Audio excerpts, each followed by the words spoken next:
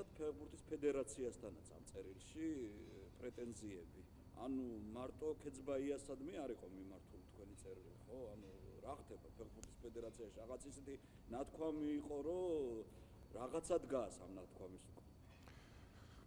არ ვიცი ხა ვისთვის რა დგას ამ ნათქვამის უკან, მაგრამ მე როგორც თქვი, შემიძლია ყოველთვის გავიმეორო იგივე და ვიტყვი ეხაც რომ იგივე იმ წერილში არც იქ პრეტენზია იყო პირიქით, ხა მე მგონი იმ რაღაც ჩემი რჩევის თუ პრეტენზიას ვისაც როგორ უნდა ისე ჩათვალოს, სხვა მიმართულებაც იყო, სადაც იგივე ის თემურ ქეცბაიასაც ეხება, სხვა ფედერაციის ხელმძღვანელობას, სხვა მსმენელებსაც, ვისაც დიდ მადლობას უხდი და განსაკუთრებით რამოდენიმე პიროვნებასაც და თლიანობაში გულშემატკივარს თორე.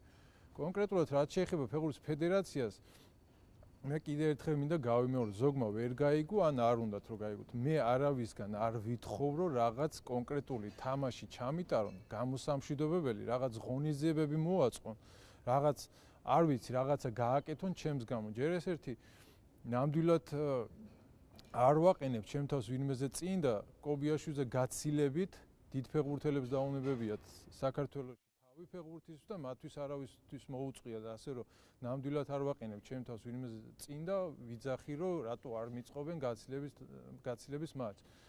არც საჭიროება ამის და არც მჭირდება ნამდვილად. როდესაც ჯერჯერობით თამაშობ ფეხბურთს, როდესაც დავანებებ კარიერას, მე თვითონ ჩემი ორგანიზებით და ჩემი ფინანსებით მე თვითონ გავაკეთებ ჩემ გაცილების თამაშს და ნამდვილად არც ვითხოვ, არც მომითხოვია და არც მჭირდება ნამდვილად ფედერაციიდან რომ მათ უნდა გამიკეთონ რაღაც გაცილების მატჩი. თუმცა ფედერაცია